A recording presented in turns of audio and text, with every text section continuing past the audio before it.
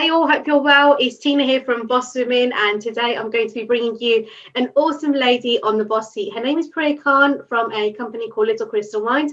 But who better to tell you about it than Priya herself? So Priya, over to you. Hi, thank you for having me, Tina. So those that don't know who I am Priya. I have a company called Little Crystal Mind, and I'm predominantly a mindfulness-based company. So I have in the past run many mindfulness sessions, really for children, parents, families, and schools. So it's really for the next generation and all those that teach and look after the next generation.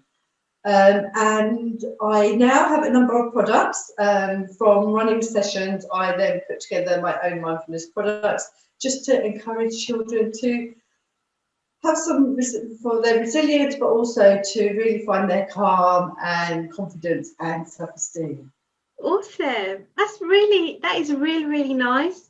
And when I first heard about you, I was like, wow, I don't see much of this anywhere else. What inspired you to start the business? What were you doing before this? And what inspired you to get into it? So I think, like many of us boss women, we probably came from a corporate background. I did anyway. That was my background. I worked for one of the big accountancy firms, but in their events department, so internal events. And after I had my children, I don't know about you, but I know I speak to many parents, and I thought it was just me. I felt crazy big emotions just take over me that I wasn't used to. I've always been quite relaxed and chilled and calm. All of a sudden, you have these babies and toddlers that push every single button. And if you've never had rage or these frustrations inside of you, I just didn't know how to deal with them. And it scared me because I just wasn't myself. And I'm not used to living in a household, where anger and big emotions you kind of get used to it. I just had never had that, so I just didn't know how to handle them. And someone recommended mindfulness. Actually, a few people recommended mindfulness at the same time, and I thought something's going on here. I've got to check this out, and I did, and it really, really supported and worked for me. And then as my oldest son grew up and got a little bit older, I noticed he was really anxious. And I don't know if that was because of how I was when I had him, or that's just who he is. And that's where I decided I wanted to teach children and parents and mums really, and set up a business. So once I kind of really made it become who I was, then I knew I could kind of bring it to and support other people going through the same journey. It's a really great business. How long have you been doing it so far then? Oh, it's been a number of years now. So I probably started, because I started my first sessions in my boys' primary school as after school club sessions. And I would say that was probably a good 4 years ago now. Wow. Yeah, so it's been a while. That's great. And How it's just have you seen it change? grown in different ways. Yeah. There's lots more resource available for mindfulness now. A lot of people are talking about it a lot more. How have you seen it sort of change in the last few years, especially now with the virus coming in and stopping face-to-face sessions? How have you had to change and adapt your business so that people can still get a bit of you, but from a distance?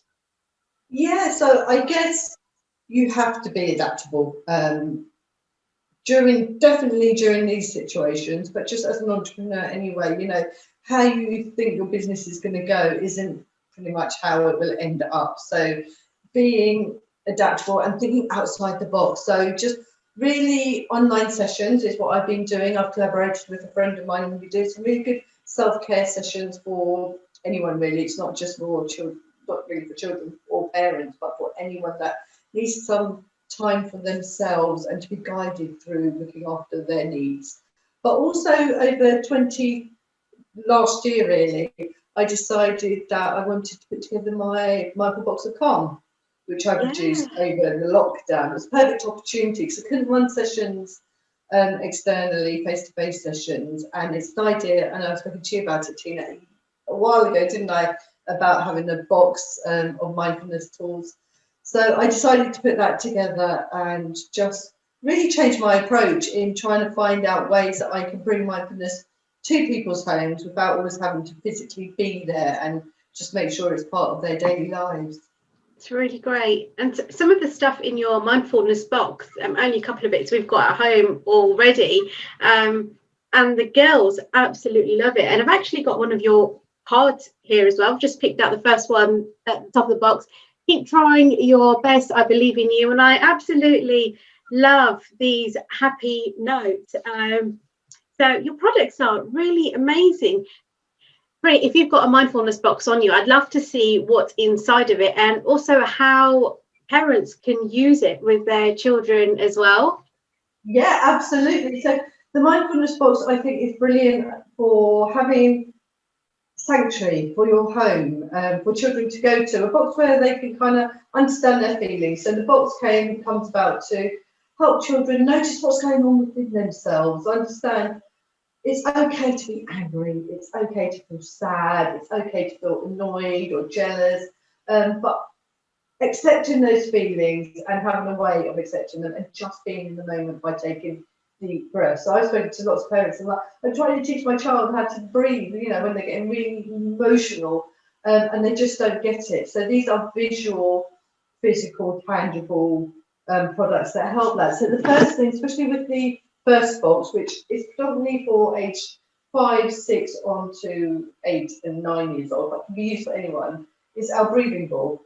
So the breathing ball really just helps you visualize your breath and your tummy expanding as you breathe in and reducing as you breathe out. And kids get it. You know, they'll hold it, they'll feel it. And naturally, I'm sure teenagers, you're doing that, you're breathing in. I was. And hold, and then breathe out. And if I did that, you'll go that. That was a bit of a sigh of relief as well, because the girls have that very toy, except they use it as a fireball in my house and chuck it across the living room. If I introduce this to them, I'm pretty sure they'll be less things flying across the living room as a fireball. We will, yeah. But you don't have to. I mean, you can just show them what it's for, and they might like it, and they might go, actually, you know what, I don't want to break it.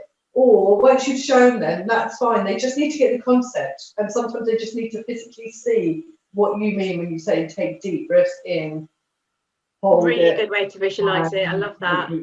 Out. And we're using all our senses in our mindfulness because that's the best way to handle stress and anxiety, is to come in the moment and ground ourselves using our senses. So I have a singing bowl, and it comes in a lovely bag. And singing bowls are really healing tools. And the sound, the vibrations are really good for our nervous system. So children just listen to the vibration and the sound, and you feel it in your hand, and just notice how it calms your body, just holding it. And again, it's something that children really gravitate towards. When they're feeling stressed, they kind of go, I want my bowl, I want my bowl. And I use it. I mean, this is my saviour. Sorry. Which one? No, it was nice to just pause for a moment. And that's exactly what we're doing with everything that I'm showing you, is just pausing, taking that moment just to pause, mindfully listen to the sound, listen to how far it travels, the feelings within you. So we've got the breathing ball, the singing bowl, and then what I've done is I've got using senses. So smell, they've got bath bombs, and they're really lovely, calming scents in these bath bombs, perfect for younger children that are having baths. And again, it's using the touch, feeling what it feels like, the bath bomb, the water, the senses. So, and then we've got some colouring, mindful colouring in, and puzzles, happy emojis, etc. And crystals. And I know some people think crystals are woo-woo, but children, again, really gravitate towards the energy of these crystals. And they're all helping towards love, feeling calm, reducing stress, helping with sleep. So there's a number of 3 crystals in each box, and each box has some leaflets. I'm not sure if you're going to see those. So I have put together breathing exercises. So you can use the breathing ball or the singing bowl or the crystals, holding the crystal while you're doing these breathing exercises. So there's 2 on each page. And it's just really simple instructions that children can do on their own or with their parents supporting them. And then there's the activity that I put together, which is where children will understand where their feelings are. So noticing how they're feeling and then taking the deep breathing, using breathing exercises on the breathing board, and then notice what it feels like with that emotion. So if you're angry or if you're sad, where do you feel that emotion? Have you got it in your head? Is it in your tummy? Are your fists tight? So they can just tick or circle or point to where they're feeling it in their body. And then it's connecting. So Little Crystal Minds is about pausing, breathing, connecting, and then feeling calm. So connecting to the emotions. And what thoughts are they having? Connecting to their thoughts. Why are they feeling angry? Where's it come from? Is it true, whatever their thoughts are? Because our thoughts tell us a lot of lies. It's a lot of what we hear and see, and we get so many thoughts a day that we shouldn't believe everything we think. So it's just questioning our thoughts, and then it's grounding ourselves with our senses, and then hopefully noticing if you feel calm afterwards, like what emotions do you feel towards the end of using the box. So, and then within it just explains each product and each crystal, the benefits and how to use them.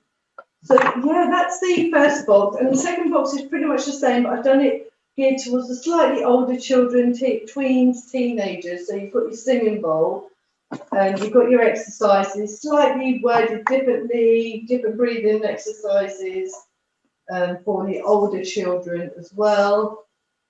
Different crystals that they get that work better for tweens and teenagers. They get a mini doodle colouring book. And what their sense, because I don't think teens and tweens have baths. I mean, my children don't anyway, they're showers. So we provided an aromatherapy ball pen. So you put it on your pulse points and it just calms your system down with the aromatherapy smells and the senses. And yeah, and sorry, last one. I'm going. Go for it. Go for it. Well, the older children got mind putty. So where we haven't got the breathing ball, we've got the mind putty, which my older child loves, and he just squeezes it, he makes it into a ball, he throws it, he squashes it, releasing that tension within their hands and their bodies by just manipulating the mind putty. That is amazing. I love the boxes. I feel so calm just watching you use the tools from them. That is really, really good. And no doubt that will help many parents as well, because I think it's, like you said, my girls are 4 and just turned 6, and they're finding it tough as well, even though they won't admit it, or you can tell that the behaviour has changed a little bit, and it's a bit more, can we just watch TV? And I think as a mum, sometimes it's like, yes, just go and watch the TV and just let's all have 5 minutes of peace and calm time. But I completely get that. Sometimes you get that rage and you think, oh, kids, for God's sake, you can't do this or you can't do that. And you think, where's this come from? They're just kids. They're still learning and stuff as well. So it's really, really great. And I've used them for your cards. We've got them around the house. We'll take a time out, just a little, we'll do this, time out. At school, it apparently means toilet, but at home, it means time out. And we're like, right, let's start this whole thing. So we'll calm down again and we'll restart whatever it is that got us frustrated to start with. It's really, really great tip. So there's something else I wanted to ask you as well. And I know at the moment, a lot of people are homeschooling and it's difficult to balance work. It's difficult to balance homeschooling and all the other duties that come with being a woman as well. And I'm not stereotyping, but a lot of the women tend to do the cooking, the cleaning, or the grocery shopping, loads of different chores around the house. What sort of advice would you give to another parent right now to just kind of keep calm throughout all of this until school starts again? And there's another question as well, is how come as parents can we prep our kids for them to go back to school eventually too. So it's about keeping us and them sane from now until the moment they go back to school.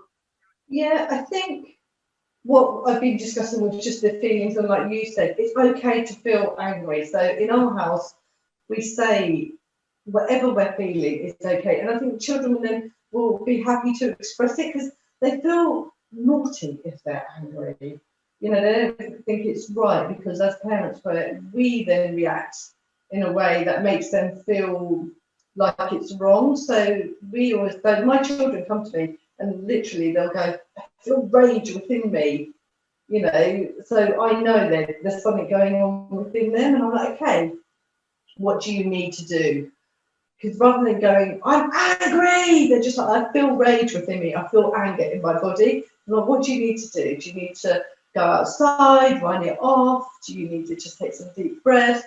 Do you need to do whatever they feel, scream? So I'm just like, just raw, let go of that emotion and just raw, or do you just need to sit and understand what's going on?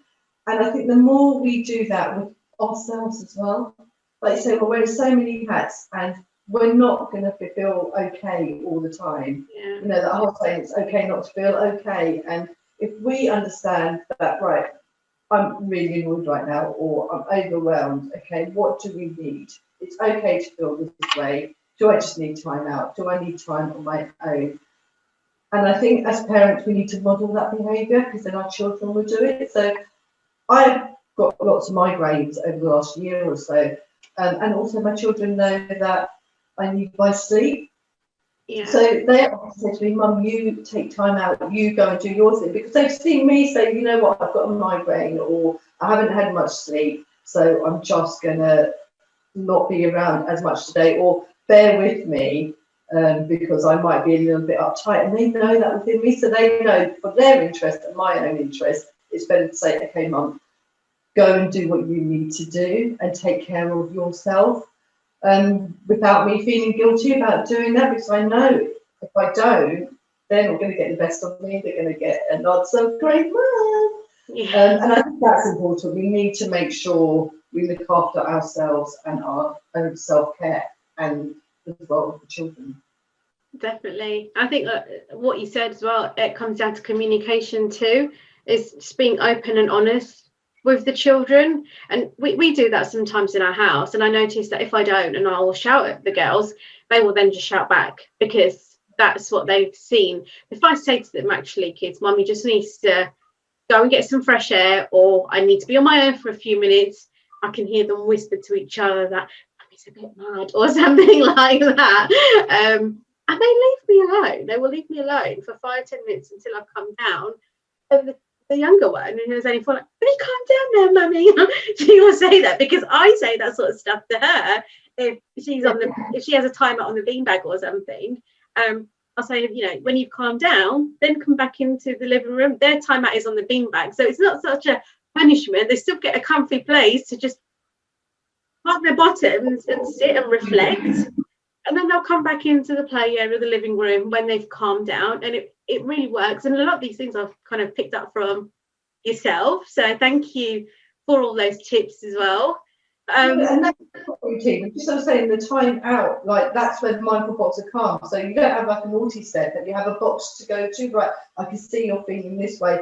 Why don't you go to your calm box? Yeah, and see if you can calm yourself down using definitely.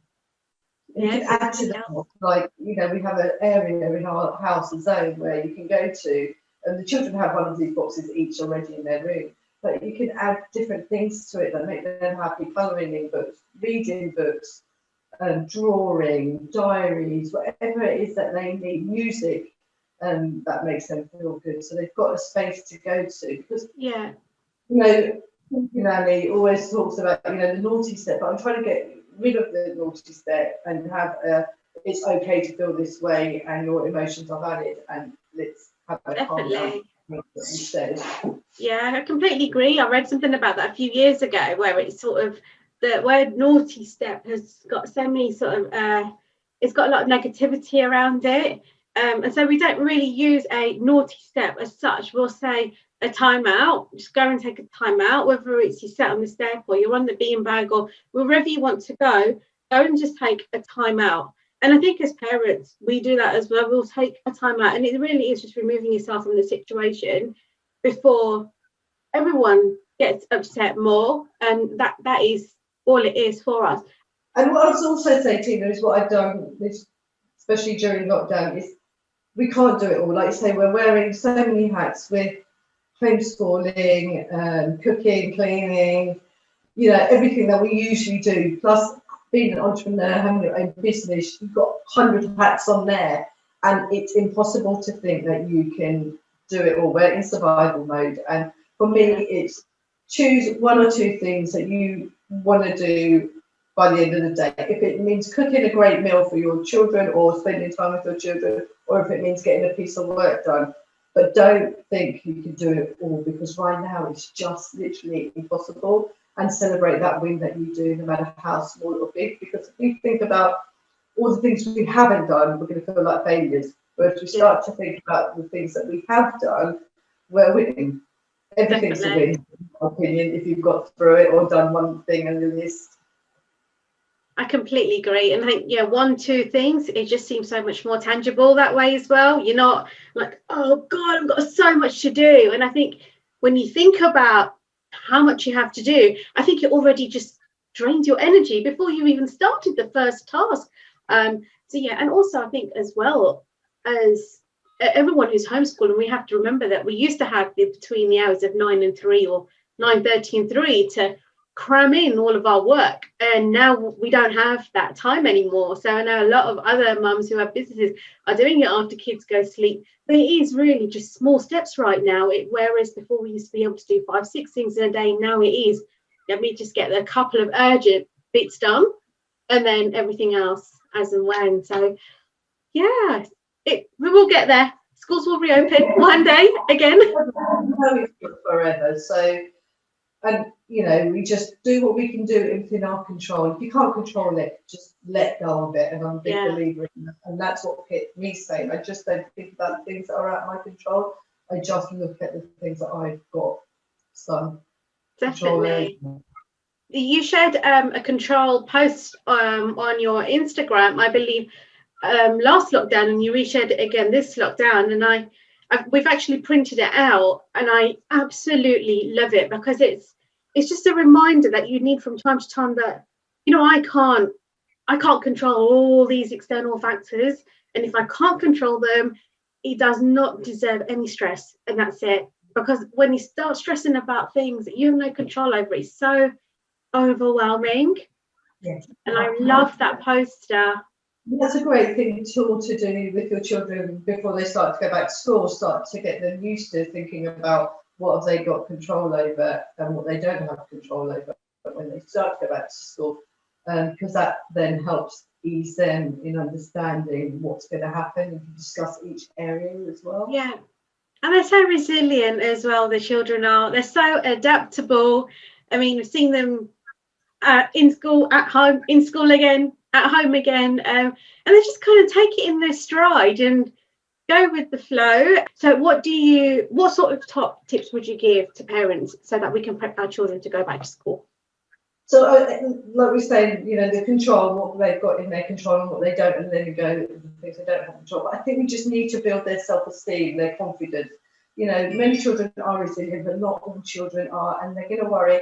Are they behind in academics? What are the children going to feel like? Are they still going to be worried about coronavirus? So I think, like I say, the happy notes that I have are brilliant in just building self-esteem, so our children know that we support them, they've got this, we have got the belief in them, because their belief will come from us believing in them. So, letting them know they're the best kid in the world, they're wonderful no matter what they do. So, start to build this in. Don't leave it till the day before, literally now. Start to show them how amazing they've been during lockdown, the resilience they've shown, what they've done, how much they've learned, how much they've grown, how much they've done in the house, life skills as well as academic stuff. Definitely. Just, how they've been so amazing at not being able to see their friends for so long, or family, and that's resilience, and teach them what that all means. So when they go to school, they feel confident within themselves. Yeah. And they feel great. And one thing that we did when we were at school before lockdown is we used the affirmation cards every morning. So the children chose the affirmation cards, and on the way to school we used to say the affirmations. So I used to do the whole, that song, I am giant. So I used to go, I am, and they would say their affirmation. And I'd say it loud and proud. So they really believe it within them. So yeah, they're the kind of tools I would suggest, is to really build their self-esteem and get them to really understand what's going on within them. That's great. Some really great tips there, and really easy things to implement as well. The kids are so resilient and they're so adaptable as well. And at the end of the day, we are the role models, the parents. So whatever, like you said, however we behave is how they will. So yeah, I think some of the things I take away from this is to sort of remain calm, be able to step away and recognize when you need to have that sort of time out, or go someplace to have a tool, or some calmness tools as well, like some from your box. And yeah, just affirm to yourself that this is, we're going to be okay, really.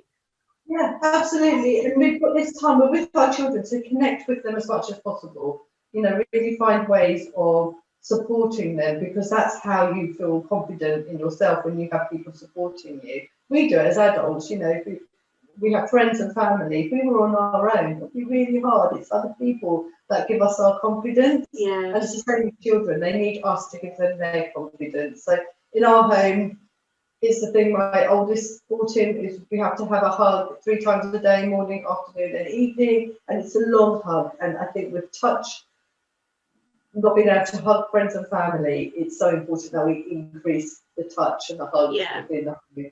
And I think that's really supported my household, in just knowing that we don't have to have a reason to hug. It's something we do every day, 3 times a day. And that's just our love for each other. And it's something we knew he brought in during lockdown, but it's obviously something he needed.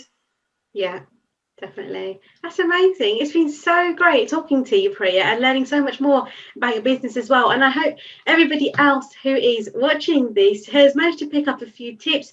So what we'll do is we'll add your website and your social media links to their video. So if anybody wants to get in touch with Priya, the links will be on the links will be in the comments as well. So you're more than welcome to pick up with her. She has a lot of amazing tips, advice. She has videos. So do check out her social media pages, her website. And yeah, I've been sort of following Priya for a couple of years now, and I love everything that she does. So I wanted to share her with everybody as well. Thank you so much, Priya. It's been great. And maybe we'll catch up again soon. Yeah, definitely. Thank you, Tina. You're welcome. Bye.